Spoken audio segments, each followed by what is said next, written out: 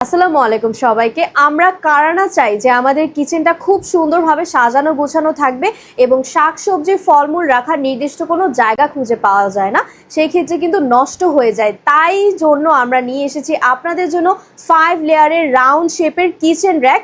দেখতেই পাচ্ছেন 5টা লেয়ার কিন্তু থাকবে। এখানে কিন্তু একটা খুব সুন্দর গোল করে বেরিয়ার দেওয়া আছে এবং এই বেরিয়ারে কিন্তু এই কম্পার্টমেন্টে আপনারা এখানে কিন্তু স্পাইসেস বক্স থেকে শুরু করে গ্লাস সব কিছু সুন্দরভাবে সাজিয়ে রাখতে পারবেন।